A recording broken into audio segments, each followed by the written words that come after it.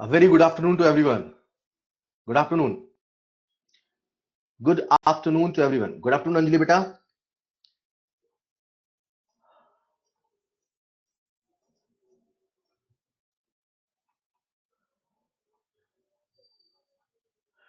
Good afternoon.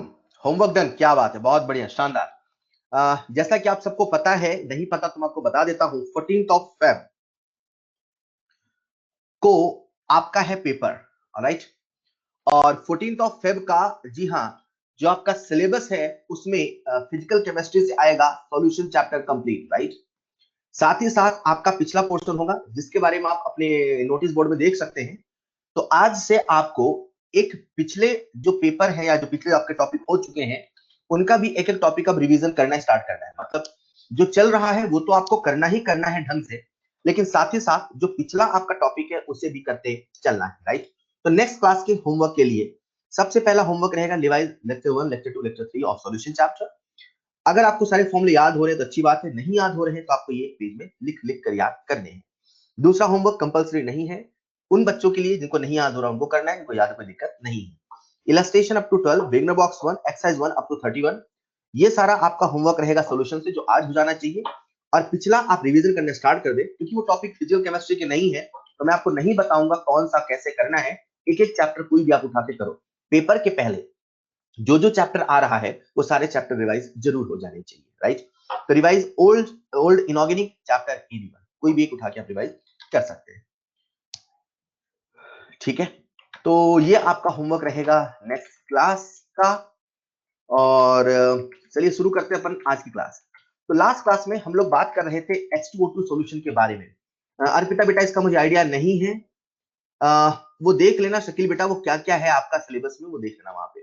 Alright, चलिए शुरू करते हैं आज की क्लास. आप सबका ध्यान चाहिए, कुछ नया सीखने वाले हैं. उसके पहले कुछ न्यूमेरिकल्स जो हम लास्ट क्लास में कर लेते नहीं हुए थे उसे आज कर लेते हैं. Calculate W by V percentage of n volume H2O2 solution. मुझे उम्मीद है आप सबको H2O2 के फॉर्मूले याद होंगे. फटाफट मुझे आंसर बताएंगे. क्या बात है, बच्चों ने सवाल पढ़ते से आंसर दे दिए, राइट. तो सवाल हमसे पूछा W by V, हमने एक फॉर्मूला लिखा था, percent W by V equal to S by 10.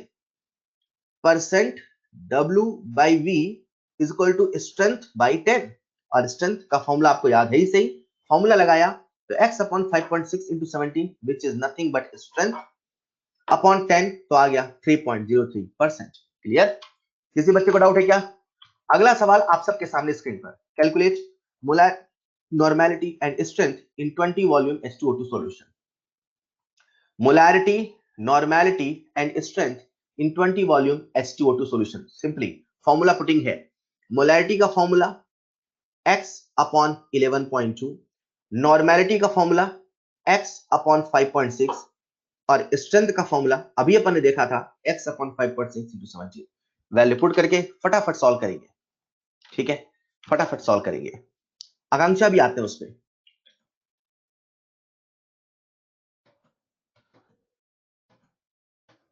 सवाल भले आपको लगे कि मुझसे बन जाएगा, जब तक आप सॉल्व करके फाइनल आंसर नहीं निकाले तब तक नहीं कहेंगे हमसे बन जाएगा. मेरी बात याद रखना. देखने से भले आपको लगे हमसे बन जाएगा, लेकिन जब तक आप उसे सॉल्व नहीं कर ले, उसका फाइनल आंसर नहीं निकाल लें, तब तक आप नहीं कहेंगे हमसे बन जाएगा. और मुझे उम्मीद है जब मैं आपको होमवर्क देता हूँ, ये सारा होमवर्क उसी सॉल्यूशन कॉपी में हो रहा होगा. आप सबने कॉपी बनाई थी सॉल्यूशन की, इसमें मॉड्यूल के सारे सॉल्यूशन आप लिखते थे. ये सारा सॉल्यूशन आप वहीं लिख रहे होंगे. हमारा एक टारगेट था तब से और वही रहेगा अंत तक, एक एक सवाल पे टिक लगाना है. इसी इंटेंशन से पढ़ते जाइए. ऑलराइट, तो मोलैरिटी है 1.78 मोलर, नॉर्मेलिटी है 3.56 नॉर्मल और स्ट्रेंथ है 60.71 ग्राम पर लीटर. सिंपल वैल्यू पुटिंग का सवाल है यार, वैल्यू पुटिंग का सवाल है. हाँ, बस बच्चों को फील आना चाहिए वॉल्यूम स्ट्रेंथ का मतलब क्या है, जो मैंने आपको लास्ट क्लास में बता दिया था. अगला और आखिरी सवाल आप सबके सामने स्क्रीन पर है. Find out volume strength of H2O2. Volume strength निकालना है, यानी कि x निकालना है. स्ट्रेंथ दे रखा है तो स्ट्रेंथ वाले फॉर्मूले सीधे कर लो यार. S is equal to x upon 5.6 into 17, right. x की वैल्यू निकालनी है, सिंपली सॉल्व हो जाएगा. तो यहां से जो x आता है दैट इज 1.12. सॉल्व करूं क्या इसमें, समझाऊं क्या किसी को यार? ये तो हद आसान सवाल है. हाँ, क्या किसी बच्चे को मुझे समझाने की आवश्यकता है इस सवाल के लिए? बहुत अच्छे यार, ये हुई ना बात। अरे वाह वाह, शानदार। अगला सवाल है आप सबके सामने स्क्रीन पर। Calculate the molarity of 20 ml of 10V H2O2 solution. सच बताऊं, ये बहुत सिंपल सवाल है, लेकिन फिर भी ये सवाल एग्जाम में आया हुआ है और इसे भी हम लोग अपने टेस्ट में कई बार देते हैं, लेकिन बच्चे अक्सर इसमें गलती करते हैं। Calculate the molarity of 20 ml of 10V H2O2 solution. बहुत बढ़िया, शानदार। मैत्रेयी, गौरव, प्रतिभा का कैलकुलेशन है। श्रुति, राहुल, सही आंसर, बिल्कुल सही आंसर। चलिए सवाल को समझते हैं। कुछ बच्चे नहीं समझ पाते 20 ml का करना क्या है। मैं रिपीट नहीं करूंगा, लिसन केयरफुली। कुछ बच्चे नहीं समझ पाते 20 ml का करना क्या है, वो सवाल को समझ नहीं पाते। तो बच्चों सवाल को समझिए। हमारे सामने एक H2O2 का सॉल्यूशन है, ठीक है। ये जो H2O2 का सॉल्यूशन है, इसका हमें वॉल्यूम स्ट्रेंथ दे रखा है 10V, ठीक है। अब ये जो H2O2 सॉल्यूशन है, इसकी अपनी कोई मोलैरिटी होगी, ठीक है। सवाल कहता है ये जो सॉल्यूशन है, इसके 20 ml की मोलैरिटी बताओ। अरे भाई, आपसे 20 ml की मोलैरिटी पूछे, 10 ml की पूछे, 100 ml की पूछे, 1000 ml की पूछे, मोलैरिटी तो वही रहेगी। इसे मैंने ऐसे आपको बताया था, अगर एक सॉल्यूशन की मोलैरिटी m है तो कतरे कतरे की मोलैरिटी m है। जब इसे हम और टेक्निकली बोलते हैं तो ऐसे बोलते हैं, मोलैरिटी एक इंटेंसिव प्रॉपर्टी है जो डिपेंड नहीं करेगा कितना ml ले रहे हैं, वो फिक्स होगा। तो सवाल आपको कंफ्यूज करता है 20 ml बोल के, और बच्चे इस 20 ml को यूज में लेने के चक्कर में कुछ गड़बड़ कर देते हैं। अरे भैया, सिंपल मोलैरिटी का फॉर्मूला लगाइए, m बराबर x अपॉन 11.2, और x की वैल्यू है आपके सामने 10 अपॉन 11.2, और कुछ नहीं करना। ये जो सॉल्यूशन की मोलैरिटी है, यही 20 ml की होगी, यही 30 ml की होगी, यही 40, यही 50, यही 1 ml, यही 0.00001 ml की भी होगी। कतरे कतरे की मोलैरिटी वही होगी। The correct answer is 0.89 molar. अगर आप इसे सीख गए हैं तो आओ शुरू करते हैं हमारा सॉल्यूशन चैप्टर। लेकिन आगे बढ़ने के पहले कुछ छोटी छोटी बातें हैं बच्चों। जो प्योर वाटर है, उसकी जो मोलैरिटी है वो होती है 55.5 मोलर। इसे ऐसे समझते हैं, हमारे सामने एक कंटेनर है, इस कंटेनर में 1 लीटर पानी भरा हुआ है। 1 लीटर पानी भरा हुआ है, ये कहने का मतलब ये है 1000 ग्राम पानी भरा हुआ है। सर, आपको कैसे पता चला कि 1 लीटर 1000 ग्राम होता है? अरे बस यही तो वो लिक्विड है जिसमें जितना वॉल्यूम है उससे हम सीधे वेट में कैलकुलेट कर सकते हैं। मिल्क के साथ ऐसा नहीं होता, हनी के साथ ऐसा नहीं होता। ये वाटर की अच्छाई है, ये वाटर की प्रॉपर्टी है कि इसकी जो डेंसिटी है वो 1 ग्राम पर ml होती है, यानी कि जितने ml है उतने ही ग्राम है। ये 1000 ग्राम है, हमें इसकी मोलैरिटी निकालनी है। तो मोलैरिटी का formula wait in grams upon molecular weight यानी कि 18। जब इसे हम सॉल्व करते हैं तो आता है 55.55 मोल। बच्चों, ये जो वाटर की मोलैरिटी है, मैंने 1 लीटर के लिए सॉल्व की। ऐसे ही 100 ग्राम, ऐसे ही 720 ग्राम, ऐसे ही 10 ग्राम, ऐसे ही 5 ग्राम, ऐसे ही 1 ग्राम, ऐसे ही कुछ भी बोले, अगर वाटर है तो उसकी मोलैरिटी 55.5 रहेगी। ये आपके दिमाग में फिट होना चाहिए। न्यूमेरिकल आपको कंफ्यूज करता है। Calculate the molarity of 700 ml water, calculate the molarity of 700 gram water, calculate the molarity of 180.5 gram water. आप ऐसे शब्दों से कंफ्यूज हो जाते हैं। आपको याद रखना है, अगर वो वाटर है तो उसकी मोलैरिटी फिक्स है और वो है 55.5 मोलर। ये कांस्टेंट है, ये फिक्स है। क्लियर? तो वाटर के बारे में आप ये फैक्ट दिमाग में रखेंगे। हम जब कंसंट्रेशन यूनिट्स पढ़ रहे थे तो उसमें एक यूनिट आई थी पीपीएम। ये जो पीपीएम होती है, वास्तविकता में केमिस्ट्री लेबोरेटरी में इस्तेमाल होने वाली यूनिट नहीं है। ये जो यूनिट है, ये बहुत डाइल्यूट सॉल्यूशन के लिए प्रयोग की जाती है, जैसे कि पॉल्यूटेंट्स का कंसंट्रेशन मेजर के लिए, जैसे कि समंदर के पानी में जो सॉल्ट है उनकी कंसंट्रेशन को मेजर करने के लिए वहां पर पीपीएम, पार्ट्स पर मिलियन, मिलियन में कितना पार्ट है तब बताया जाता है। अगर कभी आप न्यूज सुनते हो तो न्यूज में जब कभी आपको वो पॉल्यूशन बताते हैं या एयर क्वालिटी बताते हैं, तो आप सुनिएगा उसमें हमेशा पीपीएम वर्ड का इस्तेमाल करते हैं। तो पीपीएम जो कि कंसंट्रेशन यूनिट है, बहुत बहुत डाइल्यूट सॉल्यूशन के लिए ही इस्तेमाल होती है, आपको याद रखना है। नेक्स्ट पॉइंट जो यहां लिखा है वो बता रहा है कौन कौन सी कंसंट्रेशन यूनिट टेम्परेचर डिपेंडेंट है और कौन कौन सी टेम्परेचर इंडिपेंडेंट नहीं है। आपको ये याद नहीं करना है। जब भी कभी ऐसा सवाल आए तो फॉर्मूला लिख के आप देखेंगे जिसमें वॉल्यूम वाला फैक्टर है वो टेम्परेचर डिपेंडेंट है, और जिसमें वॉल्यूम वाला फैक्टर नहीं है वो टेम्परेचर इंडिपेंडेंट है। उन लॉजिक से आप बताएंगे। बच्चों, हमने अभी सॉल्यूशन पढ़ने की तैयारी कर ली है, हमने कंसंट्रेशन यूनिट्स और उस पे कैसे कैसे सवाल बनते हैं उस पर बातें कर ली हैं। अब समय है सॉल्यूशन चैप्टर को पढ़ने का। जब हम सॉल्यूशन चैप्टर को पढ़ते हैं तो सबसे पहले एक टर्म वेपर प्रेशर को समझ लेते हैं, क्योंकि यही शब्द ही इस पूरे चैप्टर को चलाने वाला है। जिसने वेपर प्रेशर को समझ लिया है उसने सॉल्यूशन चैप्टर की सभी बातों को समझ लिया है। चैप्टर बहुत बड़ा नहीं है, बहुत बहुत छोटा है हमारे सिलेबस के लिए। गिने चुने कंसेप्ट है, गिने चुने टॉपिक है, उनको समझना है। तो सबसे पहला हमारे सामने टर्म है वेपर प्रेशर।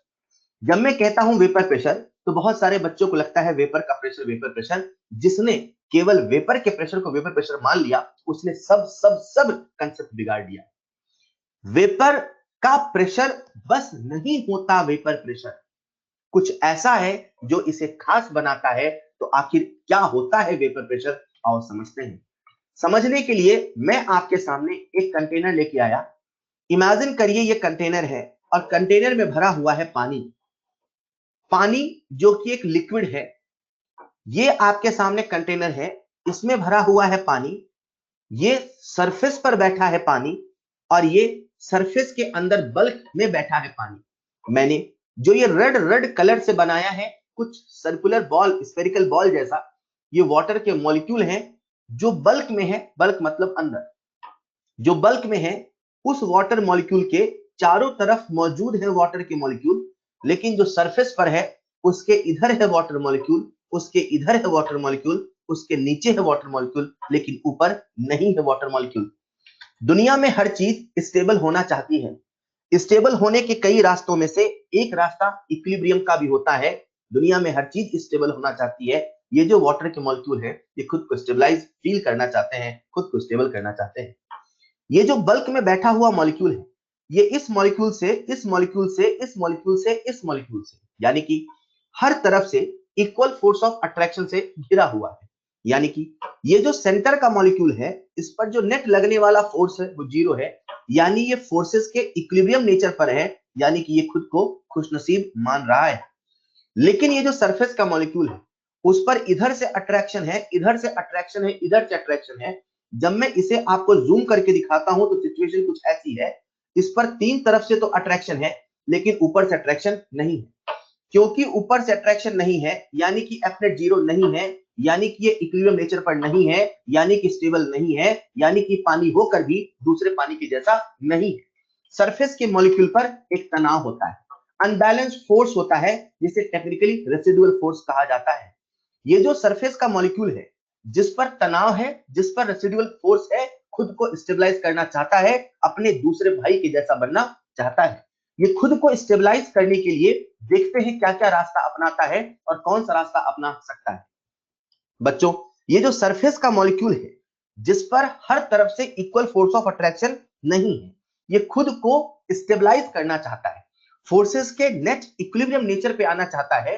ऐसा करने के लिए उसके पास दो रास्ते हैं। एक, या तो किसी दूसरे वाटर के मॉलिक्यूल को इधर से अट्रैक्ट कर ले, जो कि संभव नहीं है। ऊपर कोई वाटर का मॉलिक्यूल नहीं है जिसे वो अट्रैक्ट कर ले और ये भी इक्विलिब्रियम नेचर पे आ जाए, ऐसा संभव नहीं है। इसलिए ये फर्स्ट पॉसिबिलिटी को अपना नहीं सकता। वहीं पर आती है दूसरी पॉसिबिलिटी। ये जो लिक्विड के मॉलिक्यूल है, ये जो सरफेस के मॉलिक्यूल है, क्योंकि इन पे अनबैलेंस फोर्स है, क्योंकि इन पे रेसिडुअल फोर्स है और इनकी काइनेटिक एनर्जी भी बाकी मॉलिक्यूल से ज्यादा है। इसी हाई काइनेटिक एनर्जी की वजह से, इसी एक्स्ट्रा एनर्जी की वजह से, ये पहले रास्ते को नहीं अपनाने की वजह से ये दूसरा रास्ता अपनाता है और इस दूसरे रास्ते में सभी अट्रैक्शन को छोड़कर ऊपर चला जाता है। बोलता है अगर मुझे हर तरफ से अट्रैक्शन फोर्स नहीं मिला तो अच्छा है कि मुझे अट्रैक्शन फोर्स कहीं से ना मिले। मतलब यहां पर भी आप देख सकते हैं ये स्टेबल नेचर पर है। अगर पहला पाथ पॉसिबल होता तो वो पहले पाथ को ही अपनाता, पर क्योंकि ऊपर से वाटर का मॉलिक्यूल नहीं आया इसलिए उसने वो रास्ता नहीं अपनाया। सभी अट्रैक्शन को छोड़कर, सभी मोह माया से मुक्त होकर वो सरफेस को छोड़ के चला गया। वाटर का मॉलिक्यूल जैसे ही सरफेस को छोड़ के जाता है, साइंटिफिक भाषा में इसे हम लोग कहते हैं एवापोरेशन। इसीलिए कहा जाता है जो लिक्विड होता है, जो लिक्विड होता है जिसके सरफेस के मॉलिक्यूल पे तनाव होता है, उसी कारण से एवापोरेशन होता है। यही लिक्विड का स्वभाव वोलेटाइल नेचर होता है। बच्चों, इसे हम वोलेटाइल नेचर कहते हैं। वोलेटाइल है मतलब उसके मॉलिक्यूल गैसेस फॉर्म में चले जाते हैं। ऐसा लिक्विड के साथ होता है, ऐसा कुछ सॉलिड के साथ भी होता है। वोलेटाइल नेचर किसी का स्वभाव है जो उसके वेपर फॉर्म, गैसियस फॉर्म में जाने को दर्शाते हैं। सरफेस के मॉलिक्यूल में ही क्योंकि अनबैलेंस फोर्स होता है, इसीलिए सरफेस के मॉलिक्यूल ही हमेशा ऊपर जाते हैं। इसे ही हम लोग एवापोरेशन कहते हैं। अभी फिलहाल हम वाटर लेके चल रहे हैं। ये जो वाटर का मॉलिक्यूल है, इस जगह से इस जगह से इस जगह से ऐसे हर जगह से ये वाटर के मॉलिक्यूल एवापोरेट होके जाएंगे। वाटर के मॉलिक्यूल एवापोरेट होके जाएंगे, कंटेनर की वॉल से टकराएंगे, अपनी एनर्जी को लूज कराएंगे। जैसे एनर्जी का लॉस होगा, वैसे ही पानी पानी में फिर से अट्रैक्शन आएगा। कहानी कुछ ऐसी है, ये सरफेस को छोड़ के तो जाते हैं, खुद को खुशनसीब कहलाते हैं। जैसे ही ऊपर जाते हैं, फिर से वाटर में अट्रैक्ट हो जाते हैं, बोलते हैं चलो भैया घर को चलते हैं। मतलब पहले एवापोरेशन हो रहा था, जैसे ही ये वॉल से टकराते हैं, आपस में अट्रैक्ट होते हैं, अब यहां पे शुरू होता है कंडेंसेशन। मतलब ये कुछ ऐसा हुआ बच्चों, ए से पहले बी बन रहा था, बी से ए बनने लगा। अगर इसे मैं कहूं तो ऐसे कहूंगा, एवापोरेशन हो रहा था, अब कंडेंसेशन भी होने लगा। एवापोरेशन कांस्टेंट रेट से हो रहा था। 100 मॉलिक्यूल ऊपर जा रहे थे तो 100 करके ऊपर जा रहे थे, लेकिन जैसे जैसे मॉलिक्यूल का नंबर ऊपर बढ़ता गया, धीरे धीरे मॉलिक्यूल कंडेंस होकर नीचे आते गए। ये कहानी कुछ ऐसी है जैसे इक्विलिब्रियम में होता था, पहले फॉरवर्ड होता था, धीरे धीरे बैकवर्ड का रेट बढ़ता था। एक समय ऐसा आता था जब रेट ऑफ फॉरवर्ड बराबर रेट ऑफ बैकवर्ड होता था। यहां H2O लिक्विड से बन रहा है H2O गैस। H2O लिक्विड से H2O गैस जो कि है फॉरवर्ड, जिसे हम साइंटिफिक भाषा में कह रहे हैं एवापोरेशन, राइट। H2O लिक्विड से बन रहा, H2O गैस से बन रहा H2O लिक्विड जो है बैकवर्ड, जिसे हम लोग अपनी भाषा में कह रहे हैं टेक्निकल शब्दों में कंडेंसेशन। मतलब एक फॉरवर्ड है, एक बैकवर्ड है। मतलब एक समय ऐसा आएगा जब रेट ऑफ एवापोरेशन बराबर रेट ऑफ कंडेंसेशन हो जाएगा। बच्चों मेरी बात को सुनिएगा, एक समय ऐसा आएगा जब रेट ऑफ एवापोरेशन बराबर रेट ऑफ कंडेंसेशन हो जाएगा। जिस वक्त ऐसा होगा, जिस वक्त RF बराबर RV होगा, जिस वक्त इक्विलिब्रियम होगा, उस वक्त लिक्विड सरफेस के ऊपर जो ये मॉलिक्यूल होंगे, उनके द्वारा एक्सर्टेड जो प्रेशर होगा, वही वेपर प्रेशर होगा। वेपर प्रेशर कोई नॉर्मल प्रेशर नहीं है। वेपर प्रेशर को जो खास बनाता है वो है इक्विलिब्रियम पे होना। और जिस वक्त मैं इक्विलिब्रियम कहता हूं, उस वक्त इसके जीवन में इक्विलिब्रियम के सारे कंसेप्ट आ जाते हैं। Vapour pressure, the pressure exerted by vapor above the liquid surface at equilibrium called vapor pressure। अभी मेरे सामने ये बॉटल में रखा पानी है, पानी जो कि लिक्विड है, जो कि वोलेटाइल नेचर है, जो कि वेपर फॉर्म में जाता है। कोई भी टेम्परेचर हो, कोई भी टेम्परेचर हो, ये लिक्विड के मॉलिक्यूल एवापोरेट हो रहे हैं, कंडेंसेट हो रहे हैं। इसीलिए जब भी मैं इस कैप को देखूंगा तो मुझे कुछ पानी के मॉलिक्यूल ऊपर नजर आएंगे। ये पानी के मॉलिक्यूल कहां से आए? ये सरफेस को छोड़ के ऊपर आए थे, कंटेनर से टकरा के एनर्जी को लूज करके कंडेंस हो गए। एवापोरेशन हुआ, कंडेंसेशन हुआ, दोनों इक्वल हुआ। जिस वक्त इक्वल हुआ, उस वक्त ऊपर का जो प्रेशर है वही वेपर प्रेशर है। बच्चों, इसे मैं अगर ग्राफ से समझाऊं तो कुछ ऐसे समझाऊंगा। हमारे सामने अगर आप ध्यान से देखो, ये जो रेड वाली लाइन है, ये रेट ऑफ एवापोरेशन की लाइन है। एवापोरेशन कांस्टेंट रेट से चल रहा, सरफेस वही है, टेम्परेचर कांस्टेंट है। 100 मॉलिक्यूल सरफेस को छोड़ के आ रहे हैं, 100 आए ऊपर, 100 आए ऊपर, 100 आए ऊपर। पहली बार जब 100 आए थे तो 10 नीचे आए, 90 ऊपर बच गए। फिर और 100 ऊपर गए तो हो गए 190। जब मॉलिक्यूल का नंबर ज्यादा होगा तो कंडेंसेशन भी ज्यादा होगा। इसे अगर हम रिएक्शन की भाषा में समझे तो ऐसे समझेंगे, H2O लिक्विड से बन रहा H2O gas. Concept of equilibrium कहता है जैसे जैसे प्रोडक्ट की कंसंट्रेशन बढ़ती जाएगी,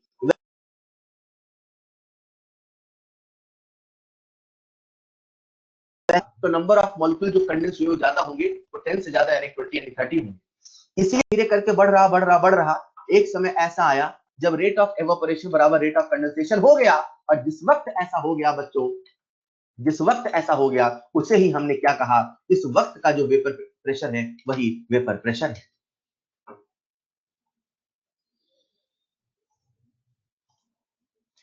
क्या आप सब मुझे सुन पा रहे हैं? कुछ बच्चे चैट बॉक्स में लिख रहे हैं सर स्लाइड नहीं आ रही है, वीडियो नहीं आ रहा है। क्या आप सबको मेरी आवाज, ऑडियो, वीडियो प्रेजेंटेशन क्लियर है? अभी क्लियर है क्या तीनों? AVP क्या क्लियर है? ऑडियो वीडियो प्रेजेंटेशन क्लियर है? नहीं, बहुत सारे बच्चों ने एक साथ लिखा इसलिए मैंने उसे,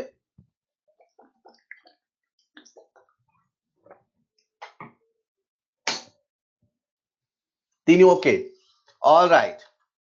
चलिए फिर से लौटते हैं। तो जब इसे हम ग्राफ से समझेंगे कुछ है समझेंगे, जिस वक्त दोनों का रेट इक्वल हो गया वहां का जो प्रेशर है वही प्रेशर वेपर प्रेशर है। बच्चों जैसा मैंने कहा कि वेपर प्रेशर को जो खास बनाता है वो है उसका इक्विलिब्रियम पे होना। इसे देखना मैं कैसे कहता हूं, जैसे ही मैंने रिएक्शन लिखी H2O लिक्विड से बन रहा है H2O गैस और इन दोनों के बीच में है इक्विलिब्रियम, राइट। अब इस इक्विलिब्रियम पर हम लोग जब इक्विलिब्रियम का एक्सप्रेशन लिखेंगे दैट इज Kp, तो कैसे लिखेंगे? Partial pressure of H2O। बच्चों थोड़ा सा इमेजिन करो, ये कंटेनर है, कंटेनर में लिक्विड है, उसमें इक्विलिब्रियम आ चुका है, जो प्रेशर आएगा वो किसकी वजह से आएगा? लिक्विड की वजह से, गैस की वजह से? साहब गैस की वजह से। मतलब उस वक्त का जो वेपर प्रेशर है क्या वही Kp है? यही इसे सबसे खास बनाता है कि जो वेपर प्रेशर है बोलने के लिए मात्र प्रेशर है, वास्तविकता में ये इक्विलिब्रियम कांस्टेंट है। ये इक्विलिब्रियम कांस्टेंट है और जिस दिन आपने वेपर प्रेशर को इक्विलिब्रियम कांस्टेंट बोलना शुरू कर दिया वेपर प्रेशर आसान हो जाता है।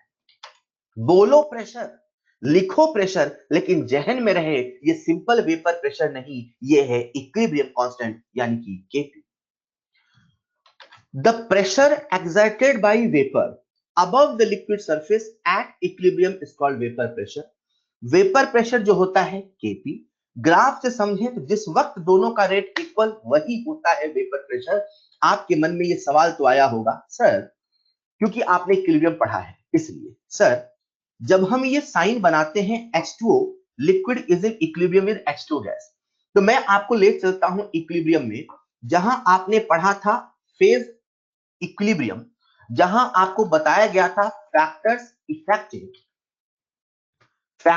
इफेक्टिंग, हाँ याद आया, जहां आपको बताया गया था कि फैक्टर्स इफेक्टिंग फेज इक्विलिब्रियम, तो वहां जब हम वेपराइजेशन पढ़ते थे, सब्लिमेशन, वेपराइजेशन, याद आया, फ्यूजन, तो H2O लिक्विड से H2O गैस, राइट, तो इसे अपन बोलते थे बॉइलिंग। तो बच्चा मुझसे डाउट पूछता है सर ऐसे ही हम लोग बॉइलिंग प्रोसेस को भी लिखते थे और ऐसे ही हम लोग वेपर प्रेशर को लिखते हैं, क्या आप ये कहना चाहते हो कि जो वेपर प्रेशर है वो बॉइलिंग पर मेजर होता है या बॉइलिंग जब होता है तभी वेपर प्रेशर मेजर होता है? मैंने कहा नहीं, ऐसा नहीं है। फिर दोनों को ऐसा क्यों लिखते हैं? मैंने कहा बॉइलिंग और वेपर प्रेशर का मेजरमेंट दोनों अलग चीज है, इसके लिए आपको समझना पड़ेगा कि बॉइलिंग होता क्या है। तो मैं आपको बताने वाला हूं कि बॉइलिंग और एवापोरेशन में डिफरेंस क्या है। सबसे पहला पॉइंट ये है कि जो एवापोरेशन है वो किसी भी टेम्परेचर पे होता है। 25 डिग्री सेल्सियस पर भी पानी एवापोरेट होता है। आप जहां बैठे हो अभी कुछ पानी बिखरा दो, उसे हाथ से फैला दो, कुछ देर के बाद सूख जाएगा क्योंकि एवापोरेशन हुआ। लेकिन जो बॉइलिंग है वो एक कांस्टेंट टेम्परेचर पे होता है जिसे हम बॉइलिंग पॉइंट कहते हैं। पानी हर वक्त बॉइल नहीं होगा, वो एक फिक्स टेम्परेचर पर बॉइल होगा, लेकिन जो एवापोरेशन है वो किसी भी टेम्परेचर पर होता है। तो मैं आपको सबसे पहले बताता हूं आखिर बॉइलिंग पॉइंट क्या होता है।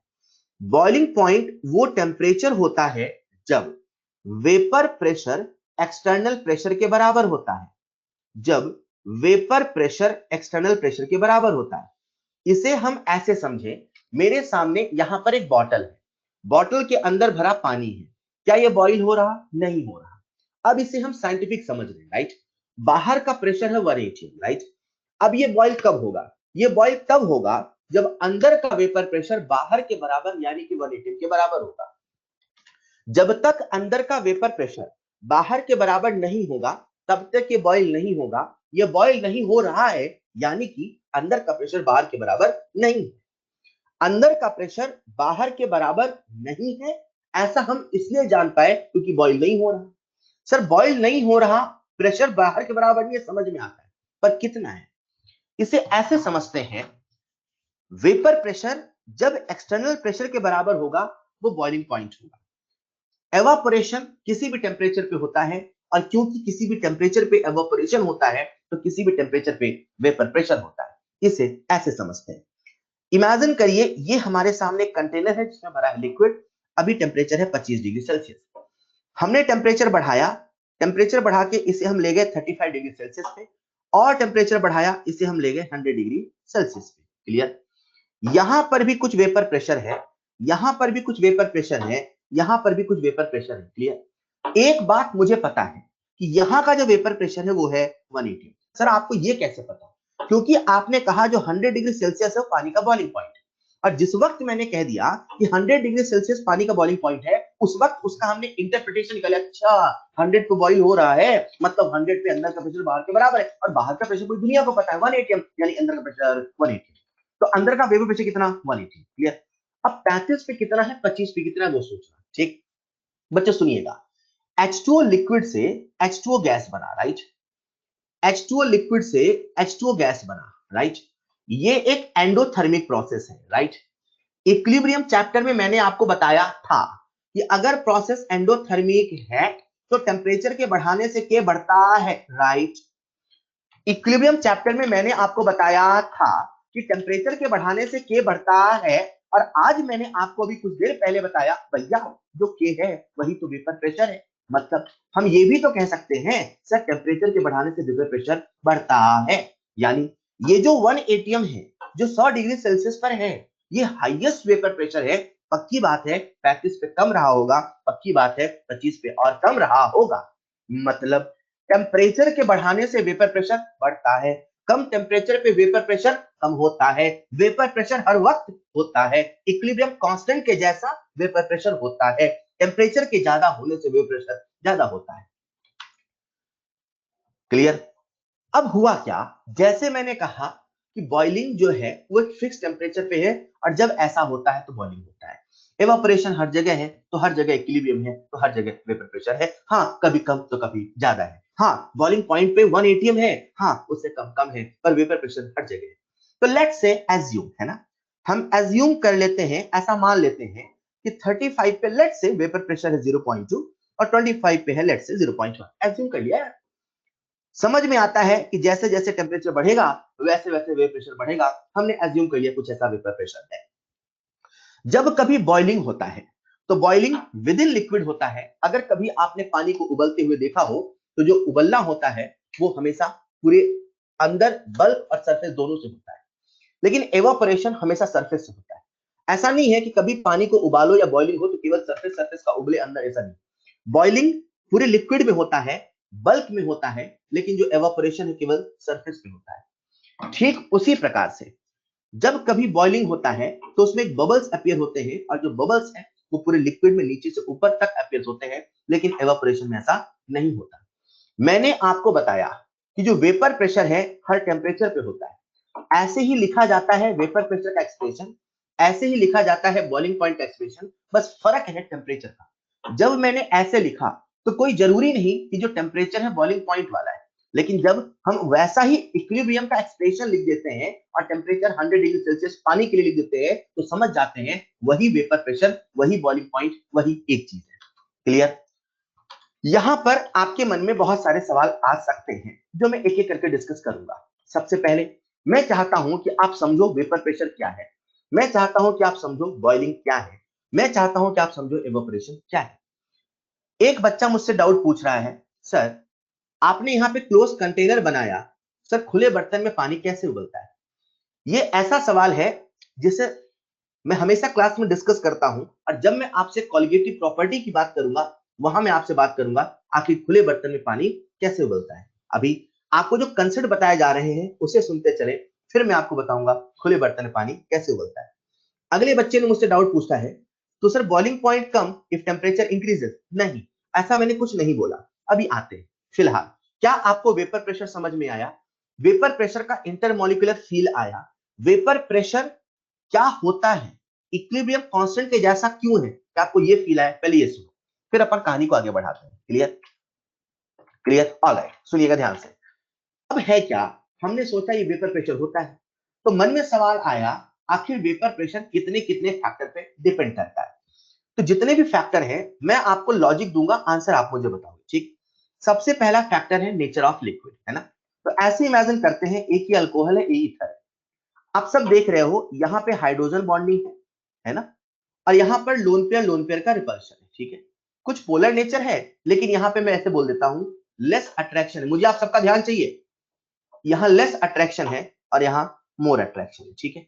आप सबसे मैं सवाल पूछ रहा हूं, तो इमेजिन करो हमारे सामने एक बॉटल है, इस बॉटल में अल्कोहल भरा हुआ है और एक दूसरा बॉटल है, इसमें ईथर भरा हुआ है, राइट? इसका भी अपना कुछ वेपर प्रेशर होगा, इसका भी अपना कुछ वेपर प्रेशर होगा, राइट? यहां का भी टेम्परेचर टी है, यहां का भी टेम्परेचर टी है। आप मुझे सबसे पहले सवाल का आंसर देना, वेपर प्रेशर कब ज्यादा होगा? जब लिक्विड के मॉलिक्यूल जल्दी ऊपर जाना चाहेंगे तब ज्यादा वेपर प्रेशर होगा, कि जब लिक्विड के मॉलिक्यूल जल्दी ऊपर नहीं जाना चाहेंगे तब ज्यादा वेपर प्रेशर होगा?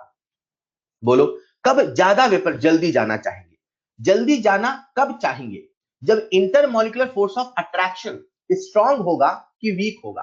कब मॉलिक्यूल जल्दी ऊपर जाएंगे? जब अट्रैक्शन वीक होगा। बहुत बढ़िया, उसे मैं ऐसे कहता हूं, जब कभी मॉलिक्यूल मॉलिक्यूल के बीच में इंटरेक्शन वीक होगा तो उनकी स्केपिंग टेंडेंसी ज्यादा होगी, और जब स्केपिंग टेंडेंसी ज्यादा होगी तो वेपर प्रेशर ज्यादा होगा। इसे मैं ऐसे कहता हूं, जब लिक्विड लिक्विड मॉलिक्यूल के बीच में इंटरमॉलिक्यूलर फोर्स ऑफ इंटरेक्शन आई वीक होगा, स्केपिंग टेंडेंसी ज्यादा होगी, वोलेटाइल नेचर ज्यादा होगा, वेपर प्रेशर ज्यादा होगा। बच्चों, एक अल्कोहल है, एक ईथर है, एक में अट्रैक्शन ज्यादा है, एक में अट्रैक्शन कम है। आप सब मुझे बता दो कहां वेपर प्रेशर ज्यादा होगा, ईथर में कि अल्कोहल में? कहां वेपर प्रेशर ज्यादा होगा, ईथर में कि अल्कोहल में? बहुत बढ़िया, आप सब ने बिना समझाए ही जवाब दे दिया, सर ईथर में जो वेपर प्रेशर है वो ज्यादा होगा। मुझे समझाने की आवश्यकता नहीं, आखिर ऐसा क्यों होगा, आपने इंटरमॉलिक्यूलर लेवल पे फील कर लिया ऐसा क्यों होगा। हर्षिता, अल्कोहल में अट्रैक्शन होगा, हाँ, तो मॉलिक्यूल नहीं जाना चाहेगा, कहां? सरफेस को छोड़ के, हाँ, तो अरे जब सरफेस को छोड़ के नहीं जाना चाहेगा, वेपर प्रेशर कहां से आएगा? वेपर प्रेशर आने के लिए पहले वेपर के फॉर्म में तो जाए, फिर बाद में इक्विलिब्रियम आए। वेपर ही नहीं बना तो काय का वेपर प्रेशर, या कम बना तो कम वेपर प्रेशर। अरे समझ पाए क्या? All right, all right. Harshita, clear है क्या? तो पहला फैक्टर हो गया नेचर ऑफ लिक्विड। दूसरा है टेम्परेचर। मैं आपसे पूछता हूं, आप मुझे बताओ, टेम्परेचर के बढ़ने से वेपर प्रेशर बढ़ेगा कि घटेगा? टेम्परेचर के बढ़ने से वेपर प्रेशर, क्या बात है, कितना जल्दी आंसर दे दिया, बढ़ेगा कि घटेगा? सर बढ़ेगा। सवाल है कैसे बढ़ेगा? हाँ, ये तो आप सबने बता दिया, सर टेम्परेचर ज्यादा तो वेपर प्रेशर ज्यादा, कम तो कम। सवाल है कैसे, कैसे बढ़ेगा, कैसे चेंज हो? बढ़ेगा एक बात, कैसे बढ़ेगा? कैसे बढ़ेगा समझाने के लिए हमारे सामने एक इक्वेशन है जिसका नाम है क्लेसियस क्लैपेरॉन इक्वेशन। एक बार बोल के देखो जरा, क्लासियस क्लैपेरॉन इक्वेशन, जो बड़ी आसानी से आपको याद होगी। log p2 by p1 is equal to delta h upon 2.303r 1 upon t1 minus 1 upon t2। बच्चों, आप सब ने केमिकल काइनेटिक्स में आर्रेनियस इक्वेशन पढ़ा था, बोलो पढ़ा था। वहां आपने formula log k2 by k1 बराबर EA upon 2.303r under bracket 1 upon t1 minus 1 upon t2, कुछ ऐसा पढ़ा था। बोलो क्या पढ़ा था? बोलो, क्या आपने ऐसा कुछ पढ़ा था? अरे वही तो है, थोड़ा सा चेंज है। जहां K2 K1 वहां P2 P1, जहां K2 K1 वहां P2 P1, जहां EA वहां डेल्टा H, जहां EA वहां डेल्टा H। यही है क्लॉसियस क्लैपेरॉन इक्वेशन, जिसकी मदद से हम लोग बताते हैं डिफरेंट डिफरेंट टेम्परेचर पर वेपर प्रेशर कितना होगा।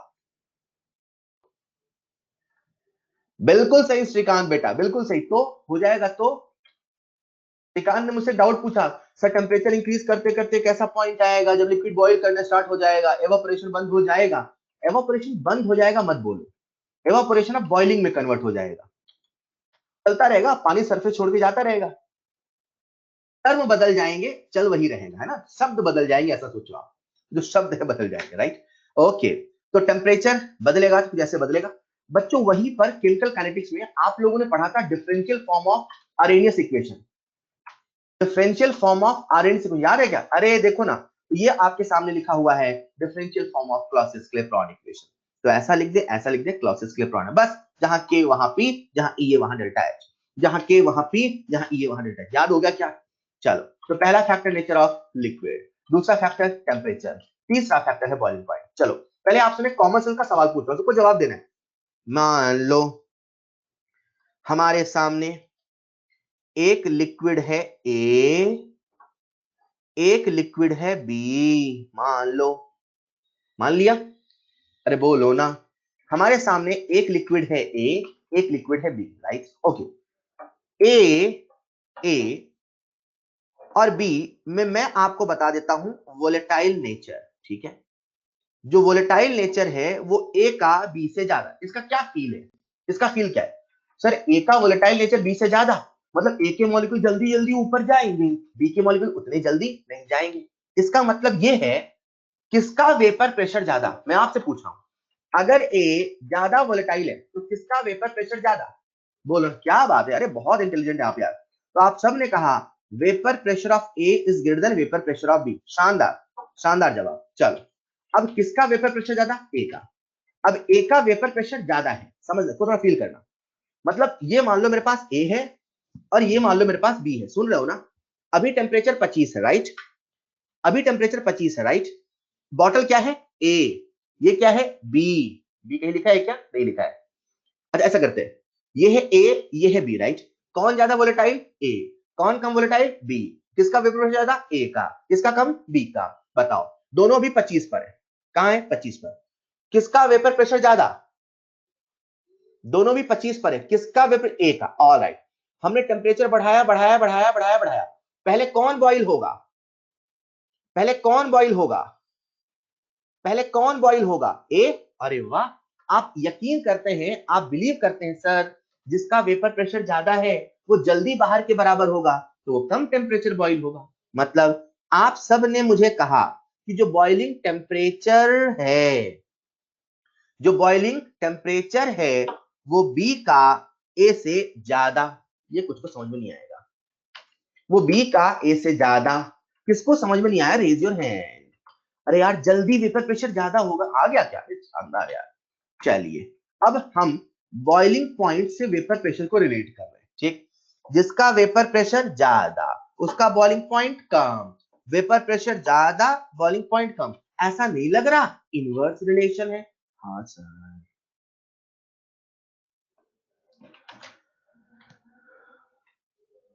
ऑलराइट, ठीक है। तो हमने यहां पर 3 फैक्टर पढ़े, nature of liquid, temperature and boiling point. ये तीनों फैक्टर से अपने रिलेट किया कि किस प्रकार से वेपर प्रेशर किसका ज्यादा किसका कम। इसे आप न्यूमेरिकल के तौर पे भी सोच सकते हैं, ठीक है। बच्चों एक बात बताओ, जो वेपर प्रेशर है क्या वो इक्विलिब्रियम कांस्टेंट के जैसा है? मैं आपसे पूछ रहा हूं, जो वेपर प्रेशर है क्या वो इक्विलिब्रियम कांस्टेंट जैसा है? ऑलराइट, ये मेरे बॉटल में पानी भरा हुआ है, इस पानी का अपना कुछ वेपर प्रेशर है। मैं आपसे पूछ रहा हूं, इस पानी का अपना कुछ वेपर प्रेशर है, बताओ ये 1 atm है 1 atm से कम है? ये पानी का अपना कुछ वेपर प्रेशर है, ये 1 atm है 1 atm से कम है?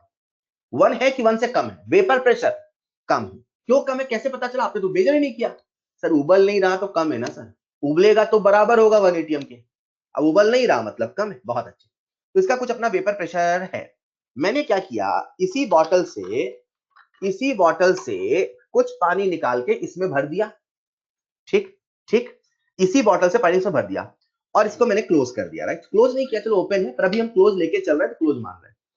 अब यहां पे भी पानी है, यहां पर भी पानी है, थोड़ा सा पानी है। बताओ किसका वेपर प्रेशर ज्यादा किसका कम?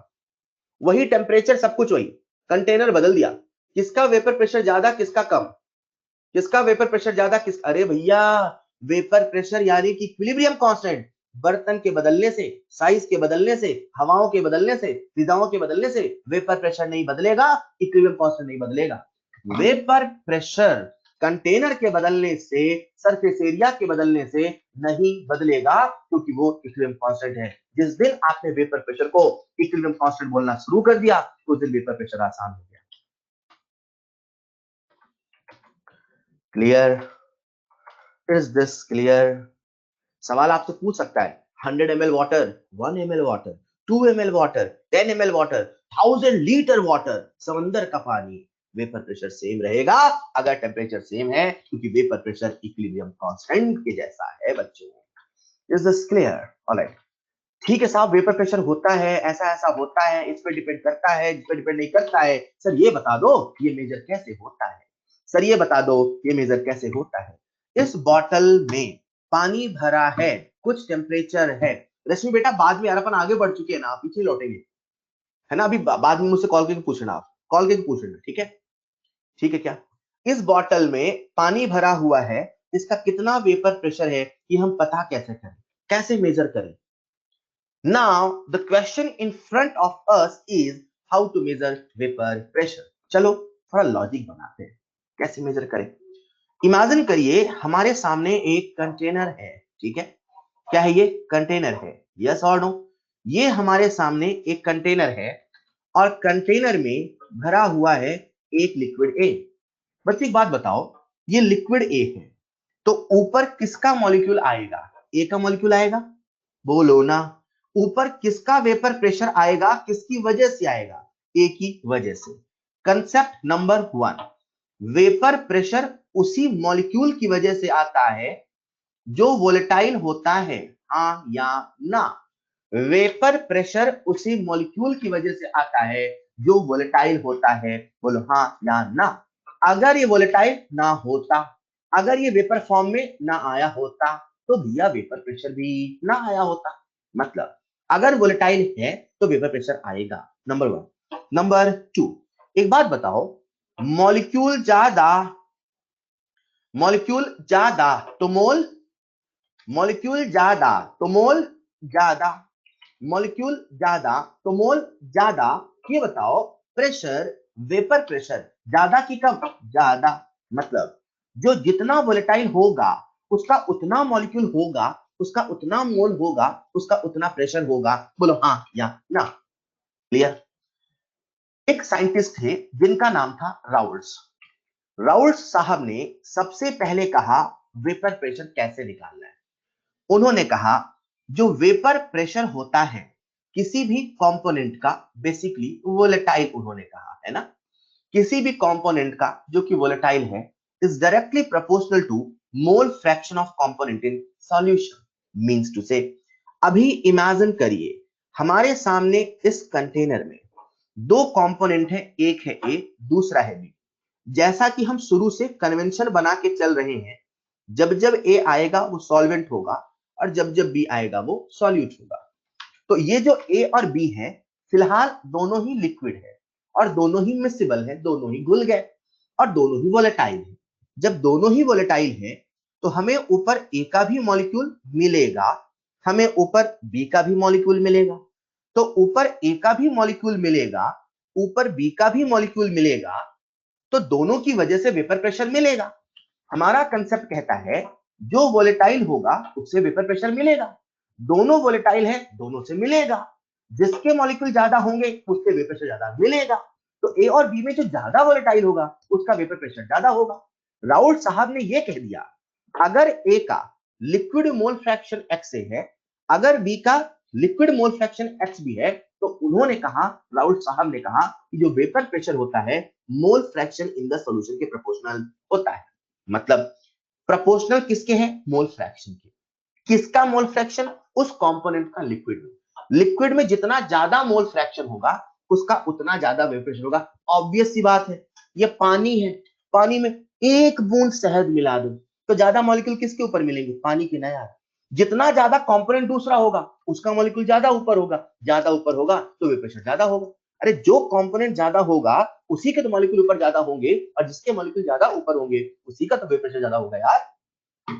मतलब सिंपल सी बात है कि जो वेपर प्रेशर है directly proportional to mole fraction. हाँ सिंपल सी बात है। अब तो खेल इसका है, प्रोपोर्शनलिटी को हटाओ, कांस्टेंट लगाओ, फॉर्मूला बनाओ। हमने प्रोपोर्शनैलिटी को हटाया, कांस्टेंट के चिपकाया, P बराबर K इंटू एक्स। ये जो x है ये मोल फ्रैक्शन है। लेट्स से फिलहाल a की हम बात करें तो Pa बराबर K इंटू एक्स है। इमेजिन करो वो सिचुएशन जब x से 1 होगा। थोड़ा सुनिएगा बच्चों, यहां x से और x भी दोनों है। अगर मैं आपसे कहता x से 1 है यानी कि x भी कितना है, 0। बोलो ना, अगर x से 1 है, x भी 0 है, इसका मतलब है यह है प्योर सॉल्वेंट। बोलो हाँ या ना। जब कभी किसी का मोल फ्रैक्शन 1 होता है यानी कि वो प्योर है, यानी कि वो प्योर है। उस कांस्टेंट की वैल्यू को निकालने के लिए हमने क्या किया, यहां पे x को 1 पुट किया। जैसे 1 पुट किया तो के बराबर पीए आ गया। अब इसे पीए बोलना तो बेकार है क्योंकि पीए नहीं, ये प्योर का प्रेशर है, ये प्योर का प्रेशर है। तो इस प्योर के प्रेशर को हमने बोल दिया नॉट। जब प्योर नहीं है तो पीए है, पीबी है। जब वही प्योर फॉर्म में है उसे अपन ने बोल दिया नॉट। मतलब अब हमारे सामने कांस्टेंट की वैल्यू आ चुकी है, दैट इज पीए नॉट। उसी प्रकार से जब बी होगा तो पीबी नॉट, जब सी होगा तो पीसी नॉट। हमने बातों ही बातों में राउल्ट्स लॉ का फॉर्मूला बना लिया और हमारे सामने राउल्ट्स लॉ का फॉर्मूला आ चुका है, P बराबर P A not into X A. P बराबर P A not into X A. P बराबर P A not into X A. ऐसे B है तो P बराबर P B not into X. सबसे पहले हमने समझा वेपर प्रेशर क्या होता है, फिर हमने समझा मेजर कैसे होता है। मेजर करने के लिए राउल्ट्स लॉ है जो कहता है पीए बराबर PA not into X A, PB बराबर PB not into X. Sir ये पीए और पीबी और एक्स ए, एक्स बी क्या है देख लेते हैं। जो नॉट लग जाए, नॉट का मतलब है प्योर स्टेट। जैसा कि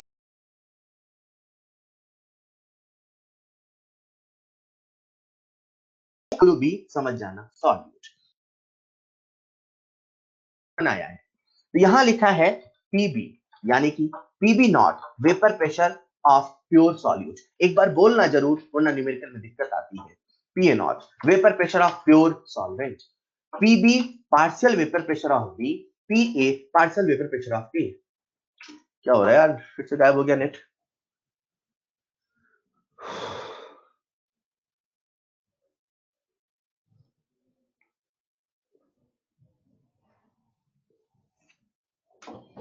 क्या आप सबको स्लाइड दिख रही है?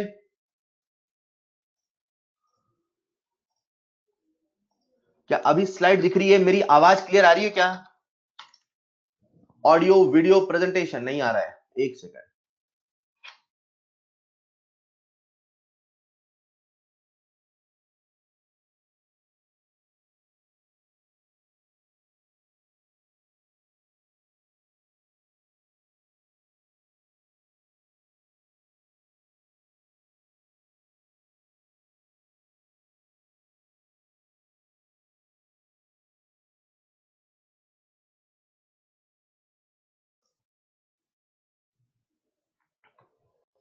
हर्षित बेटा सबने कहा सब कुछ ओके, अभी आ रहा है क्या? ऑडियो वीडियो प्रेजेंटेशन तीनों चीजें, ऑडियो वीडियो प्रेजेंटेशन तीनों चीजें, तीनों ओके? अब सबने कहा तीनों ओके बेटा।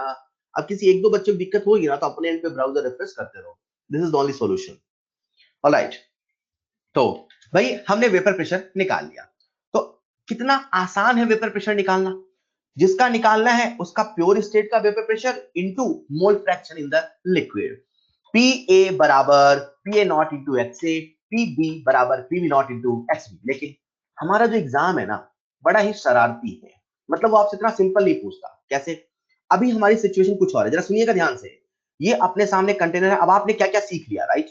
हमारे सामने कंटेनर है, हाँ है। ये ए है, बी है, हाँ है। ऊपर ए का वेपर प्रेशर पी ए, ऊपर बी का वेपर प्रेशर पी बी। कैसे निकाले? P A not into X है, P B not into X B. Total कैसे निकाले? टोटल के लिए दोनों पकड़ के जोड़ दो। तो पकड़ के जोड़ दिया तो पीएस बराबर पीए प्लस पीबी। पीए को लिख दिया P not into X A, PB को लिख दिया PB not into X B. कभी कभी न्यूमेरिकल प्रॉब्लम में आपको थोड़ा मॉडिफाई करना पड़ सकता है। एक बार बता दूं कैसे मॉडिफाई करना, याद नहीं करना, याद तो बस ये करना है ना, मॉडिफिकेशन कैसे करना। अब मान लो सवाल में आपको केवल एक्स बी का डाटा दिया है, एक्स ए नहीं दिया, तो जहां एक्स ए वहां क्या लिख दोगे, 1 माइनस एक्स बी। क्लियर? कभी कभी सवाल में आपको एक्स ए का डाटा दिया, जहां एक्स बी का लिख देना 1 माइनस एक्स ए। तो करके अपन ने मॉडिफाई कर लिया, कुछ ऐसी इक्वेशन आती है, राइट? अब हुआ क्या, ये जो हमारे सामने इक्वेशन आई that is PS equal to PA naught plus XB into PB naught minus PA naught. ठीक है?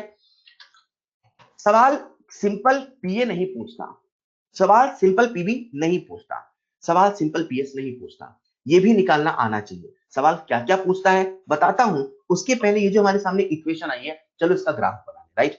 तो ग्राफ बनाने के पहले इसे ऐसे समझते हैं बच्चों, हमारे सामने जो वेपर प्रेशर का फॉर्मूला है, सुनना ध्यान से, ठीक है। चलो मैं नेक्स्ट स्लाइड में लिख देता हूं ग्राफ कैसे बनाए। तो ग्राफ बनाने के लिए ऐसे देखिए, सबका ध्यान चाहिए, जल्दी सुनना। हमारे सामने सबसे पहले ए है और फिर अगला ग्राफ हम बना रहे हैं बी का, ठीक है। और फिर मैं दोनों को जोड़ दूंगा। सबसे पहले ए का ग्राफ बनाते हैं। तो ए का ग्राफ बना रहे हैं और जो ग्राफ बना रहे P versus X, P versus X. A है तो एक्स ए, बी है तो एक्स बी, राइट। तो हमारे सामने फॉर्मूला है पी बराबर P A not into x. ऐसा ही लग रहा, y बराबर mx का फॉर्मूला है mx प्लस 0। ग्राफ कैसा बनेगा ऐसा, ग्राफ कैसा बनेगा ऐसा। क्या सबको क्लियर है ये? ठीक है, ये हो गया ए का ग्राफ, ये हो गया बी का ग्राफ, स्ट्रेट लाइन तो बनेगा। अब आते हैं इस ग्राफ में। हमने क्या किया, इन दोनों ग्राफ को मर्ज करना चाहा। इन दोनों ग्राफ को मर्ज करना चाहा मतलब एक ही ग्राफ में दोनों बनाना चाहा। तो एक ही ग्राफ में दोनों बनाने के लिए हमने इधर लिखा मोल फ्रैक्शन, इधर लिखा वेपर प्रेशर। अब दोनों है तो ऑब्वियस सी बात है, इसमें एक्स है और एक्स भी है। अब ये वाला पॉइंट जो है वो जीरो है, तो किसी एक को पहले जीरो मानो। लेट्स से हमने एक्स को जीरो माना। जैसे ही हमने एक्स को जीरो माना, स्वाभाविक सी बात है एक्स भी कितना हो जाएगा 1। भाई दो कंपोनेंट है, एक है ए एक है बी, एक जीरो दूसरा कितना हो गया 1। इन द सेम वे यहां से हम लेफ्ट से राइट जा रहे हैं, तो एक्स से बढ़ रहा 0.1 0.2 0.3 0.5 0.8 एंड यहाँ पे एक्स की वैल्यू 1। तो जैसे एक्स से हुआ 1 वैसे एक्स भी हो गया 0 ना। Use your common sense. अब इसी में हमें ए और बी का ग्राफ बनाना है। सबसे पहले ए का बना लेते हैं। तो ए का ग्राफ कैसा बन रहा है, इंक्रीजिंग। तो अपन ने इंक्रीजिंग इंक्रीजिंग बनाया, ऐसा बन गया। फिर बी का बनाते हैं, इंक्रीजिंग इंक्रीजिंग बनाया, ऐसा बन गया। अब बी ऊपर बने कि ए ऊपर बने, ये जो पॉइंट है इसे हम कह रहे हैं पी ए नॉट, और ये जो पॉइंट है इसे हम कह रहे हैं पीबी नॉट। सर आपने पीबी नॉट को नीचे क्यों बनाया? पीबी नॉट को नीचे हमने ये मानते हुए बनाया, ये एज्यूम करते हुए बनाया, ये एज्यूम माना क्या कि जो ए है वो बी से ज्यादा volatile, A is more volatile than B. ऐसा हमेशा हो कोई जरूरी नहीं है। जो ज्यादा वोलेटाइल होगा उसका प्योर का वेपर प्रेशर ज्यादा होगा, इसीलिए पी नॉट को ऊपर बनाया, पीबी नॉट को नीचे बनाया, इतना ग्राफ बना लिया। आई होप आप सबको इतना ग्राफ समझ में आया। अब हम बनाने वाले हैं सॉल्यूशन का ग्राफ, राइट। अब सॉल्यूशन का ग्राफ कैसे बनाए? तो सॉल्यूशन का ग्राफ बनाने के लिए सबसे पहले हम देखते हैं इक्वेशन। ग्राफ बनाने का नियम आपको मैंने काइंडली बताया था। जब भी कभी ग्राफ बनाना हो, सबसे पहले एक्सिस को देखो, एक्सिस को देख के इक्वेशन याद करो, उस स्टैंडर्ड इक्वेशन से कंपेयर करो। हमने सॉल्वेंट का बना लिया, हमने सॉल्यूट का बना लिया, अब आते हैं सॉल्यूशन में। तो सॉल्यूशन का अपने सामने इक्वेशन है P A naught plus X B. इसे हमने एक्स बी के फॉर्म में रखा, क्यों? ताकि किसी एक को पढ़ो ना। जैसे लेफ्ट टू राइट जा रहे हो, यहाँ एक्स ए 0 है और यहाँ एक्स ए 1 है, यहाँ एक्स बी 1 है, यहाँ एक्स बी 0 है, किसी एक को लेके चलो। हमने एक्स बी के फॉर्म में बनाया, तो ये सिचुएशन कुछ ऐसी है कि हम लोग ग्राफ बना रहे हैं एक्स बी वर्सेस पी में। क्लियर? देखते हैं कैसा बनता है। अब ये हो गया अपने सामने PS Y axis, X B हो गया हमारा एक्स एक्सिस। तो PB naught minus P naught क्या हो गया, स्लोप, और पी नॉट क्या हो गया, सी। मतलब अगर हम ग्राफ बनाएंगे, हमारा ग्राफ ओरिजिन से नहीं शुरू होगा, किसी कांस्टेंट सी शुरू होगा, और जो सी है वो कौन है, पी नॉट। तो जो भी कांस्टेंट है वो है पी नॉट, अपन ने यहां लिख दिया। हमने सॉल्यूट का बना लिया, हमने सॉल्वेंट का बना लिया, अब हम सॉल्यूशन ग्राफ बना रहे हैं। क्लियर बच्चों? P not. अब देखते हैं स्लोप कैसा है, पॉजिटिव है कि नेगेटिव है। तो PB naught minus P naught, मैं आप सबसे पूछ रहा हूं, पीबी नॉट बड़ा है कि पीए नॉट बड़ा है? बोलो, पीबी नॉट बड़ा है कि पीए नॉट बड़ा है? पीए नॉट बड़ा है कि पीबी नॉट बड़ा है? पीए नॉट बड़ा है, मतलब पीबी नॉट छोटा है। तो छोटा माइनस बड़ा निगेटिव है, यानी कि जो स्लोप है, बताओ वो पॉजिटिव है कि निगेटिव है? निगेटिव है, मतलब ग्राफ गिरेगा कि उठेगा? गिरेगा। तो हम पीए पे बैठ गए, यहां से गिरता गया गिरता गया गिरता गया, जिस पॉइंट पे इंटरसेक्ट किया वही हो गया पीबी नॉट। ये डॉट डॉट डॉट ग्राफ कुछ ऐसा बन गया। हमने बातों ही बातों में ग्राफ बना लिया सॉल्वेंट का सॉल्यूट का। आज से तो आपको बस ग्राफ ऐसा याद रखना है और बनाने की आवश्यकता नहीं पड़ेगी। क्लियर? ठीक है साहब। अभी अपनी बात चल रही थी कि सर हमने पीएस निकालना सीख लिया, पीए पीबी निकालना सीख लिया, लेकिन एग्जाम में सवाल क्या आता है?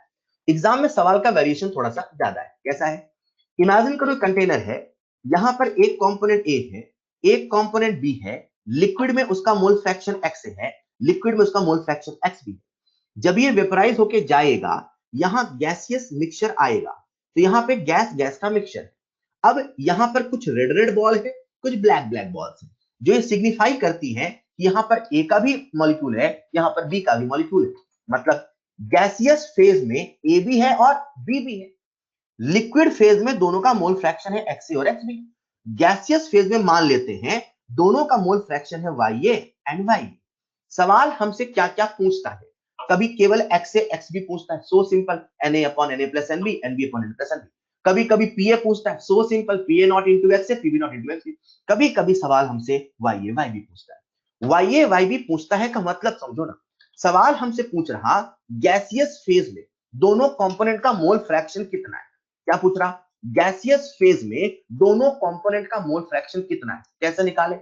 लिक्विड लिक्विड में हमने लगाया राउल्स लॉ, अब गैस गैस में हम लोग लगाएंगे डाल्टन्स लॉ। डाल्टन्स लॉ केवल गैसियस में लगता है, लिक्विड में नहीं लगता। क्लियर। तो गैस गैस में लगा दिया डाल्टन लॉ। डाल्टन साहब कहते हैं पार्शियल प्रेशर बराबर mole fraction into total pressure. Partial pressure बराबर mole fraction into total pressure. Dalton's law कहां लगेगा, गैस में। तो पार्शियल प्रेशर कहां लिखेंगे, गैस में। ए का तो पीए, मोल फ्रैक्शन किसका लिखेंगे, गैस का। ए का तो वाई ए, बी का तो वाई बी, पीटी पीटी तो है ही सही टोटल प्रेशर। क्लियर। अब हम लिखते हैं एक एक करके ए का और बी का। तो ए का लिखा पीए बराबर वाई ए इंटू पीटी। ये जो पीए है this is the vapour pressure, this is not any pressure, this is vapour pressure. और वेपर प्रेशर कैसे लिखते हैं, राउल्स लॉ से। क्या फॉर्मूला है, पीए नॉट इंटू एक्स ए। तो पीए नॉट इंटू एक्स ए बराबर वाई इंटू पीटी, हमारे सामने वाई ए का फॉर्मूला आ गया। जब आप न्यूमेरिकल सॉल्व करेंगे तो मैं आपको सलाह दूंगा वाई ए का फॉर्मूला आपको याद रखना है, वाई ए बराबर पीए अपॉन पीटी। ए है तो ए, बी है तो B. In the same way हमने बी का लिखा तो अपने सामने बी का फॉर्मूला आ गया, वाई बी बराबर पीबी अपॉन पीटी। ए है तो ए, बी है तो बी। वाई ए बराबर पी अपॉन पीटी, वाई बराबर पीबी। अब हम इस काबिल हैं, ऊपर का भी मोल फ्रैक्शन निकाल सकते हैं, नीचे का भी मोल फ्रैक्शन निकाल सकते हैं, जितने जितने कंपोनेंट वोलेटाइल सबका प्रेशर निकाल सकते हैं और टोटल प्रेशर भी निकाल सकते हैं। अब हम तैयार हैं सवाल करने के लिए। अब हम तैयार हैं सवाल करने के लिए। सवाल करने के पहले मैं आपसे कॉमन सेंस का सवाल पूछ रहा हूं, पूछ लो क्या, पूछ लो क्या, बेटा सो गए। अरे वाह, सब जगह, क्या बात। पूछ लो क्या। एक बात बताओ, ऐसे पूछा कॉमन सेंस, देखते कितना कॉमन सेंस है। ए और बी में लेट से जो ए है वो बी से ज्यादा वोलेटाइल है। ओके, ए बी से ज्यादा वोलेटाइल है। कौन ज्यादा वोलेटाइल है, बस मैंने आपको फैक्ट बता दिया, अब आपको जवाब देना है, मैं पूछू जवाब देना। कौन ज्यादा वोलेटाइल है, ए। किसके मॉलिक्यूल ज्यादा ऊपर जाएंगे, किसके मॉलिक्यूल ज्यादा ऊपर जाएंगे, ए। किसका वेपर प्रेशर ज्यादा आएगा, किसका वेपर प्रेशर ज्यादा आएगा, ए। क्या बात है, आप साइंटिस्ट बन गए, आप साइंटिस्ट बन गए। एक साइंटिस्ट, उनका नाम था कोनोवॉलोव्स, बोल के देख रहे हैं जरा, कोनोवॉलोव्स। उन्होंने कहा the vapour phase is richer in more volatile component than the less volatile. तो कोई लॉजिक क्या, जो ज्यादा वोलेटाइल होगा, जो ज्यादा वोलेटाइल होगा वही वेपर फेज में ज्यादा होगा, सिंपल सी बात है। चलो आओ देखते हैं हमने कितने फॉर्मूले पढ़े। सबसे पहले हमने पढ़ा पीए पीबी निकालने का फॉर्मूला, लिखना नहीं, देख लो जल्दी से। PA equal to PA not into X A, PB निकालना है तो PB equal to PB not into X B. PA है vapour pressure of A, PB है vapour pressure of B, PA not PB not pure state का, X A X B mole fraction in the liquid, right. Y A का formula अपने सामने है PA upon PT, और Y B का formula अपने सामने है पीबी अपॉन पीटी, और हमने कुछ नहीं पढ़ा। क्या आप तैयार हैं, हाँ कुशल मंगल आप वो कोनोवॉलोव्स रूल सुन के कुशल मंगल कह रहा है सर ये तो मुझे ही पता है, तो कुशल मंगल आप भी कोनोवॉलोव्स हो, हम सब कोनोवॉलोव्स हैं। सबको पता था ना यार, कॉमन सेंस है। ऑलराइट, तो ये सारे फॉर्मूले हैं, शुरू करें क्या न्यूमेरिकल्स। आप सबके सामने स्क्रीन पे पहला सवाल, फटाफट आंसर चाहिए, फटाफट, बिना कैलकुलेशन एरर के।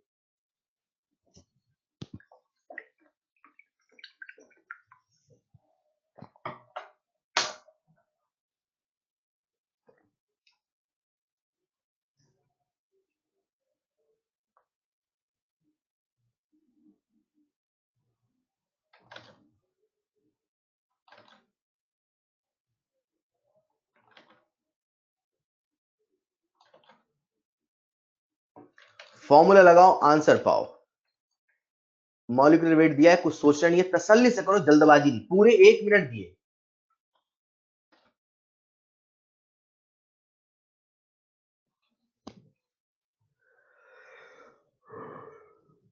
सभी पार्ट के आंसर चाहिए प्राची। फर्स्ट पार्ट का आंसर प्राची ने बिल्कुल सही दिया, सबसे पहले सही आंसर दिया प्राची ने फर्स्ट पार्ट का, तनिष्का ने भी सही आंसर दिया, लेकिन मुझे सभी बच्चों के आंसर चाहिए, सभी पार्ट के, 1 2 3 तीनों पार्ट के आंसर जो देगा एक साथ।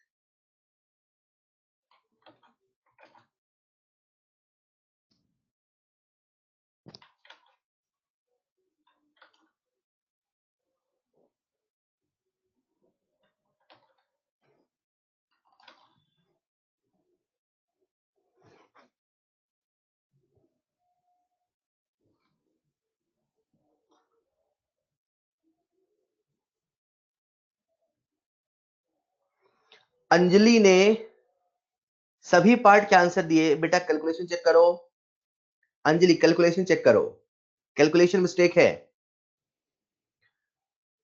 स्नेहा कैलकुलेशन चेक करिए, प्रकृति कैलकुलेशन चेक करिए।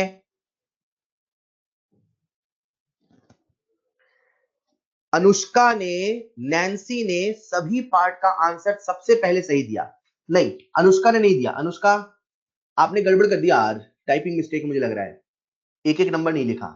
सबसे पहले सभी पार्ट का जिस बच्चे ने सही आंसर दिया, वैसे तो अनुष्का ने टाइप किया पर टाइपिंग एरर है, लेकिन जिसने बिना टाइपिंग एरर के सही आंसर दिया उसका नाम है नैन्सी।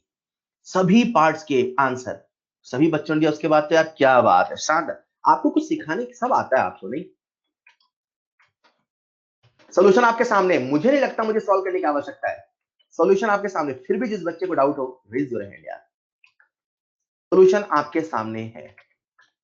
इस बच्चे को डाउट हो रेज योर हैंड, सॉल्यूशन आपके सामने है। क्या बात है, बहुत जल्दी सीखते हैं आप सब।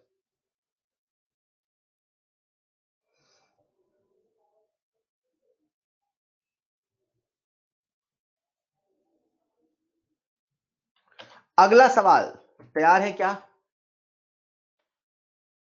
किसी बच्चे से नहीं बना हो रेज योर हैंड, सबसे बन गया, क्या बात है। अगला सवाल आप सबके सामने स्क्रीन पर।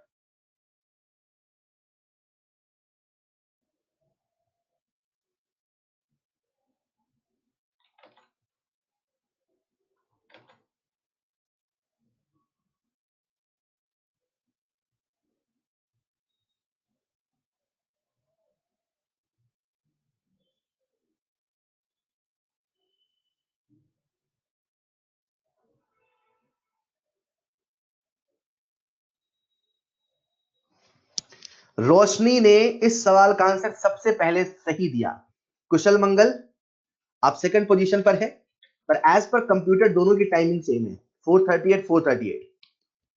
लेकिन सबसे पहले जिस बच्चे ने टाइप किया और सॉल्व भी किया ऑब्वियस उसका नाम है रोशनी, सबसे पहले, बहुत अच्छे, वेल डन।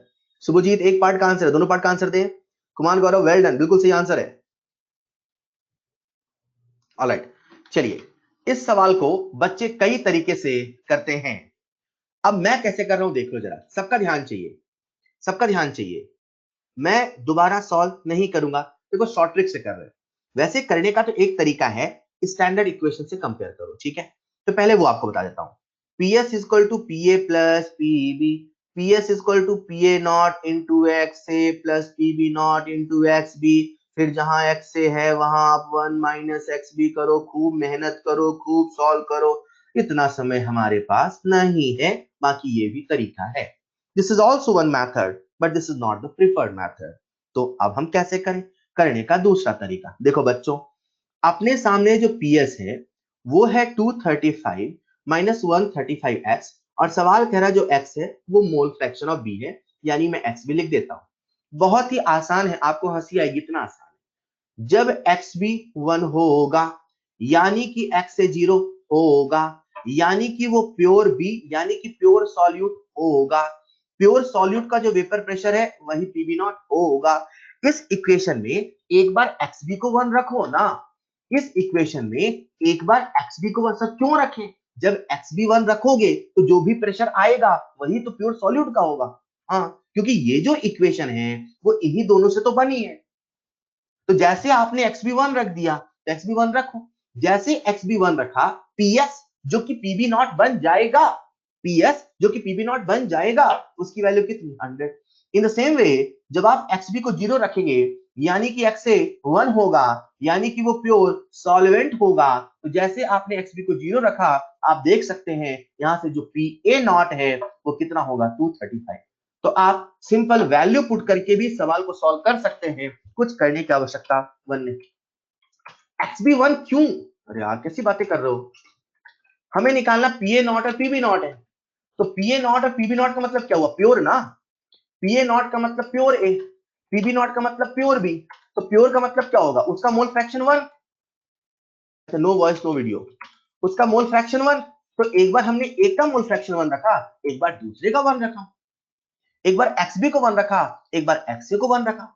XB को 1 रखा तो XA 0 हो गया, XA को 1 रखने के लिए XB को 0 किया, जो वेपर प्रेशर आया उससे हमने PA0 PB0 कहा। तो सिंपल ऐसे सॉल्व हो जाएगा। अगला सवाल आप सबके सामने स्क्रीन पर।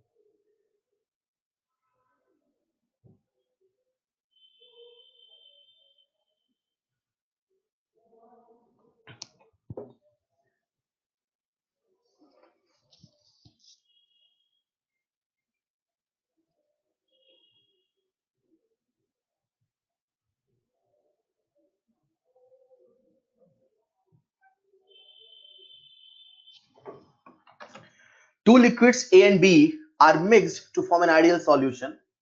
दो लिक्विड है A और B, दोनों को मिला के आइडियल सॉल्यूशन बनाते हैं। आइडियल सॉल्यूशन के पीछे नहीं जाए, मान लो सॉल्यूशन है, क्या उसका मतलब है बाद बताऊंगा, अभी फिलहाल सॉल्यूशन मान ले। इफ 1 मोल ऑफ A, दो सिचुएशन है। सिचुएशन नंबर 1 में मैं भी सवाल समझा रहा हूं, मैं सॉल्व नहीं कर रहा हूं।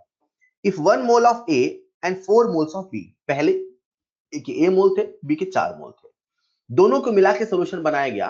तो जो सोल्यूशन का वेपर प्रेशर आता है पहले, वो आता है 540 mm Hg। क्लियर?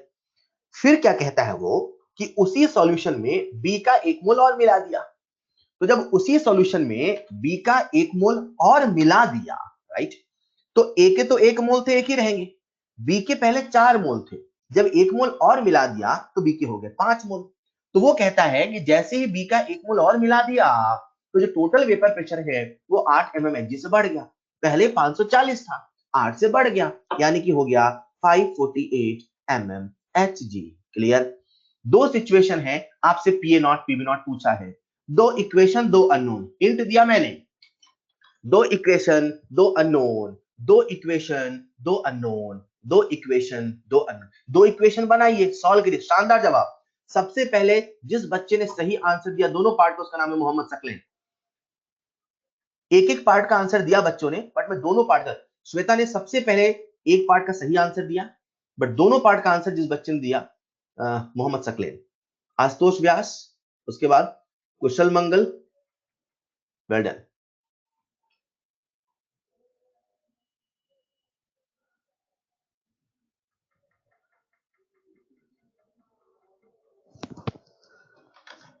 बेहद ही आसान सवाल, दो इक्वेशन बनाना पड़ेगा, उसे सॉल्व करना पड़ेगा।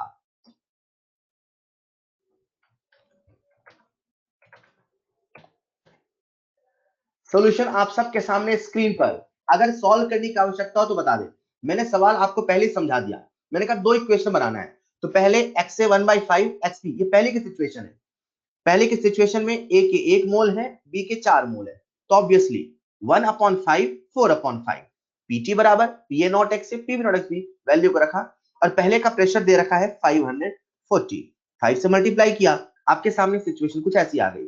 दूसरी सिचुएशन में सवाल कह रहा है कि अभी उसमें हमने B का 1 मोल और मिला दिया, तो जैसे B का 1 मोल और मिला दिया तो B के 5 मोल हो गए, A के 1 मोल, तो मोल फ्रैक्शन हो गया 1/6 5/6।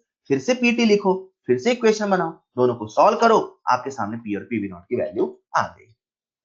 अप्रोच में दिक्कत नहीं होनी चाहिए। हाँ, मैं मान सकता हूं अभी कुछ बच्चों को दोनों इक्वेशन सॉल्व करने में दिक्कत आ सकती है, जो खुद से सॉल्व कर रहे हैं बिना कैलकुलेटर के। बाकी अप्रोच, अगर किसी बच्चे को डाउट हो तो बता दो, बता दो। क्या बात है। अगला सवाल आप सबके सामने थ्रो करूं क्या? अगला सवाल, अगला सवाल आप सबके सामने रेडी है क्या? स्क्रीन पर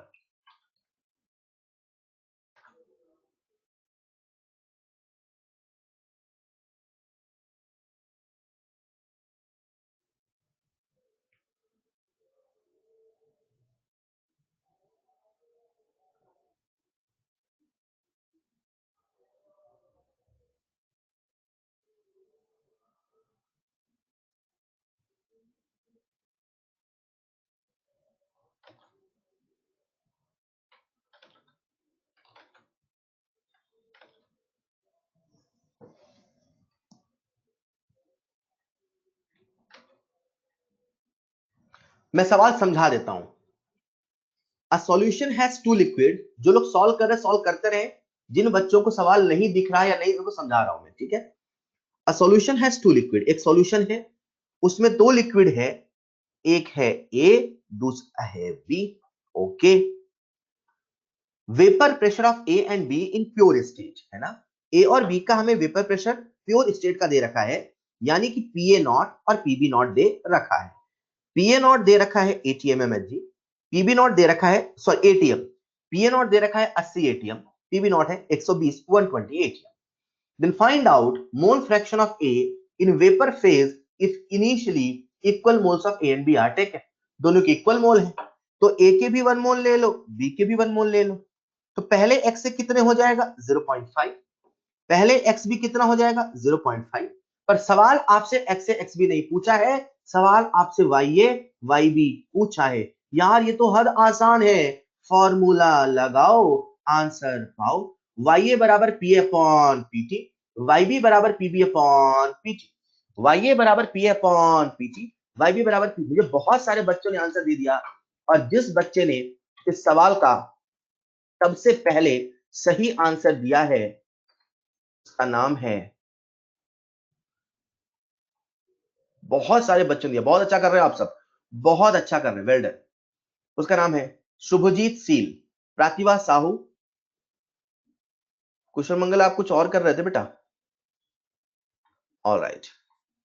सोल्यूशन आपके सामने है। किसी बच्चे को डाउट हो, रेज योर हैंड। किसी बच्चे को डाउट हो, रेज योर हैंड। बहुत अच्छे हो गए हम लोग यार, मतलब इतने अच्छे कैसे हो गए? अरे सवाल आपसे बन जाते हैं, डाउट नहीं आते हैं।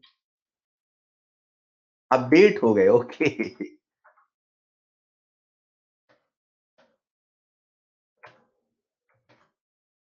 क्या बात है, शानदार। एक और सवाल कर ले क्या? एक और सवाल कर ले। हाँ, एक आ गया, दूसरा तो यार वाई ए आ गया, तो वाई भी तो बच्चे को भी बन जाएगा। ऐसे कैसे बन जाएगा सर? क्यों नहीं बनेगा भाई? वाई ए प्लस वाई बी बराबर 1। तो वाई ए है 0.4, तो वाई बी कितना होगा? 1 माइनस 0.4, बोले तो 0.6।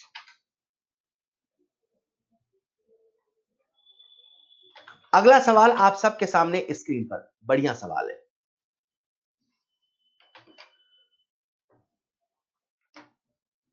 इक्वल मोल बोला था ना, इक्वल मोल। तो इक्वल मोल में 1 1 ले लिया, तो 1/2 1/2। मोल फ्रैक्शन क्या? Mole upon total mole. तो एक का एक मोल है, एक का एक मोल, टोटल कितना हो गया? 2 मोल, तो 1/2 1/2। समझ में आया क्या?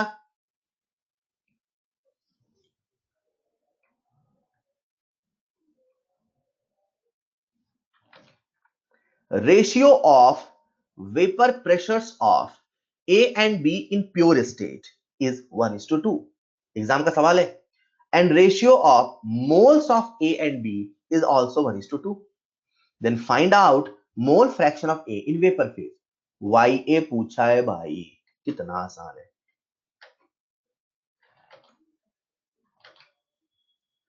वेपर प्रेशर का रेशियो दे रखा है, मोल का भी रेशियो दे रखा है, mole fraction in vapour phase Y A पूछा है।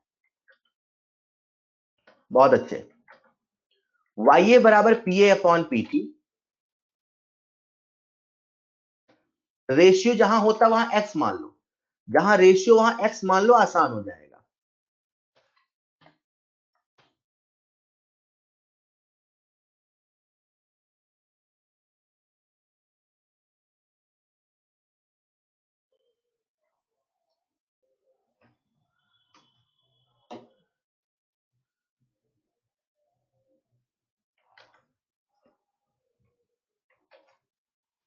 जैसा, चलिए जिन बच्चों डाउट है, जैसा मैंने आपको सिखाया था XA upon XB equal to NA upon NB, मैंने कहा ये जो मोल का रेशियो होता है वही मोल है ना। इन द सेम वे यहां मोल का रेशियो, एक सिचुएशन मानो ना जब वही मोल है भाई, Na बाई NB अगर 1:2 है तो ऐसा मान लो ना वो सिचुएशन जब Na 1 है जब NB 2 है, क्योंकि उस केस में जो वेपर प्रेशर है वही किसी और में भी होगा, रेशियो होना चाहिए, तो उसे आप मान लो। जैसे उसने कहा प्योर स्टेट का ये वेपर प्रेशर है, उसे आप मान लो, सॉल्व आसानी से हो जाएगा। आप सबके सामने स्क्रीन पर आंसर है और इस सवाल का जो आंसर है वो है 0.2। आ गया क्या? जिसने सबसे पहले सही आंसर दिया उसका नाम है, नाम बताऊं क्या? बताऊं क्या नाम? उसका नाम है आयुषी गुप्ता। आयुषी ने सवाल का आंसर सबसे पहले सही दिया, हाँ आयुषी ने। ऑलराइट, अगला सवाल आप सबके सामने स्क्रीन पर। ओके, अभी टाइम भी हो चुका है, चलो एक और कंसेप्ट डिस्कस कर लेते हैं ताकि आपको जो मैंने होमवर्क दिया है और आप कर लो। अभी जो हमने बेटा वेपर प्रेशर निकाला, अच्छा नेक्स्ट क्लास में कर लें ऐसा, चलिए ठीक है, तो आपको मैं हैंड आउट दे दूं। एक छोटा सा कंसेप्ट है, देख लो इसे, छोटा सा कंसेप्ट है, मेरे पास टाइम है, अपने पास अभी टाइम है 5-7 मिनट है ना, छोटा सा। चलो अभी हम जो कंसेप्ट लेके चल रहे थे बच्चों वो था लिक्विड लिक्विड का। अभी अपने पास सॉलिड लिक्विड है। कैसा है? सॉलिड लिक्विड मतलब एक सॉलिड है और एक लिक्विड है। तो एक सॉलिड है मतलब नॉन वोलेटाइल है।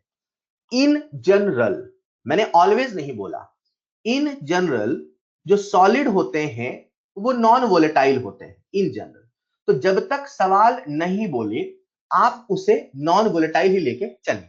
मतलब अभी तक क्या हुआ करता था कि कंटेनर में ए भी था बी भी था, ऊपर ए का भी मॉलिक्यूल आता था, ऊपर बी का भी मॉलिक्यूल आता था, पर अभी जो सॉल्यूट है, जो बी है, जो हमारा सॉल्यूट है वो नॉन वोलेटाइल है। तो ऑब्वियस सी बात है जब एक नॉन वोलेटाइल है तो मैं आप सबसे पूछ रहा हूं जो नॉन वोलेटाइल है क्या वो वेपर फॉर्म में जाएगा? जो नॉन वोलेटाइल है क्या वो वेपर फॉर्म में जाएगा? नहीं। जब वो वेपर फॉर्म में नहीं जाएगा तो क्या उसका वेपर प्रेशर आएगा? नहीं। यानी कि अब जो वेपर प्रेशर आएगा केवल एक ही वजह से आएगा। हाँ, तो कैसे निकाले? फिर चलते हैं राउल्ट्स लॉ के पास। राउल्ट साहब ने कहा कि अभी जो वेपर प्रेशर आएगा, राइट, केवल सॉल्वेंट की वजह से आएगा। उसे मैं डायग्राम से समझते हैं। हमारे सामने जो डायग्राम है उसमें आप देखो ब्लू कलर की बॉल्स बनी हुई है ना, ब्लू मतलब ये वोलेटाइल सॉल्वेंट है। इसमें हमने रेड कलर की बॉल यानी कि नॉन वोलेटाइल सॉल्यूट पार्टिकल को ऐड कर दिया। तो जो नॉन वोलेटाइल सॉल्यूट पार्टिकल है वो सरफेस पर आ जाते हैं। मतलब पहले इतने सरफेस से इतने सारे मॉलिक्यूल जा रहे थे, अब वहीं पर कुछ कुछ सरफेस में वो रेड बॉल आ गई। तो उन उन सरफेस में जहां पर रेड बॉल आ गई है वहां से अब सॉल्वेंट के मॉलिक्यूल ऊपर नहीं जाएंगे।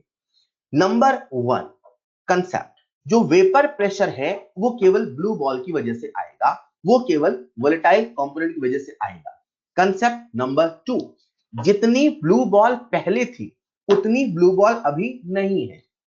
मतलब जैसे ही हम नॉन वोलेटाइल सॉल्यूट को ऐड कर देते हैं तो नॉन वोलेटाइल सॉल्यूट के ऐड होने से यहां पर जो ब्लू बॉल्स हैं, जो सॉल्वेंट के मॉलिक्यूल्स हैं, वो उतने नहीं हैं, यानी कि जो वेपर प्रेशर है वो भी घट जाएगा। बच्चों कंसेप्ट नंबर 1, वेपर प्रेशर किसकी वजह से आएगा? Only volatile component. Concept number 2, क्या वोलेटाइल कंपोनेंट की वजह से जो वेपर प्रेशर आ रहा है वो प्योर के जैसा होगा कि प्योर से कम होगा? प्योर से कम होगा। प्योर से कम क्यों होगा? प्योर से कम इसलिए होता है क्योंकि उस सरफेस में जहां से पहले सॉल्वेंट के मॉलिक्यूल जा रहे थे ऊपर, अब उतना नहीं अवेलेबल रहा, नंबर ऑफ मॉलिक्यूल्स घट जाएंगे, एस्केपिंग टेंडेंसी उतनी नहीं रहेगी, तो यहां पर जो वेपर प्रेशर है वो भी कम हो जाता है। मतलब वेपर प्रेशर में लोवरिंग हो जाती है। वेपर प्रेशर में लोवरिंग होती है, ये एक फैक्ट है। वेपर प्रेशर कितना होता है, अब सवाल ये है। जैसे ही वेपर प्रेशर कैलकुलेशन में चलते हैं तो हम चलते हैं राउल्ट्स लॉ के पास। राउल्ट्स लॉ में हम लोगों ने सॉल्यूशन का वेपर प्रेशर निकालने का फॉर्मूला बनाया था। अब ऐसा इमेजिन करो, इसमें से एक कंपोनेंट वोलेटाइल नहीं है। जब वोलेटाइल नहीं है तो पीबी नॉट जीरो है। पीबी नॉट जीरो है तो जो वेपर प्रेशर होगा वो पी नॉट इंटू एक्स होगा। मतलब जैसा फॉर्मूला था वही है, बस अब एक कंपोनेंट के फॉर्म में है, पीएस बराबर P not into X. Sir A ही क्यों लिया? क्योंकि हम ए को वोलेटाइल मान के चल रहे हैं, बी होगा कल को तो PB not into X. I hope आप सबको क्लियर हुआ। तो जब हम इसका ग्राफ बनाते हैं तो पीएस वर्सेस एक्स का ग्राफ बनाए तो बड़ा सिंपल सा ग्राफ है, y बराबर mx प्लस 0, तो ग्राफ स्ट्रेट लाइन बनेगा। Is this clear? तो हमारे सामने अब दोनों ही सिचुएशन का वेपर प्रेशर निकालने का फॉर्मूला है। प्योर हो तो पीए नॉट पीबी नॉट, प्योर नहीं है, लिक्विड लिक्विड है तो पीए प्लस पीबी। अगर नॉन वोलेटाइल है तो नॉन वोलेटाइल वाले का वेपर प्रेशर नहीं आएगा, वेपर फेज में निकालने का वाई वाई बी। हमने कुछ सवाल किए, ये सिलसिला नेक्स्ट क्लास में चलता रहेगा। आज के लिए इतना ही, होमवर्क मैंने आपको दे दिया है। That's all for today. मैं आपको क्लास का हैंडआउट दे देता हूं।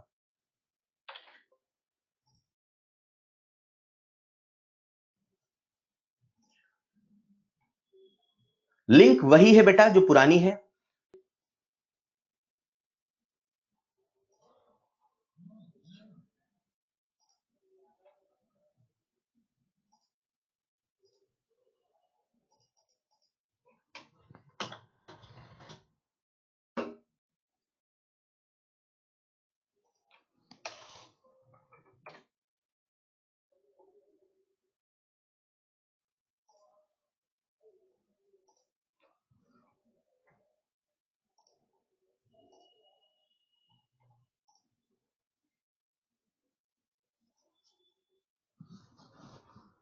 बिल्कुल मोहित बेटा, पुरानी लिंक पर ही सब कुछ मिल जाएगा, है ना?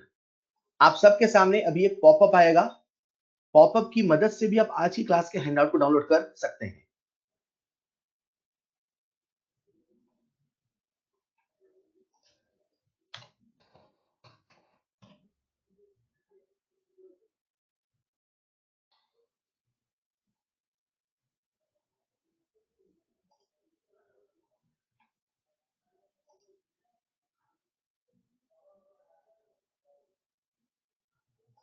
आप सबके सामने अभी पॉपअप आ गया होगा, पॉपअप की मदद से भी आज की क्लास के हैंडआउट डाउनलोड कर सकते हैं। Okay, so that's all for today.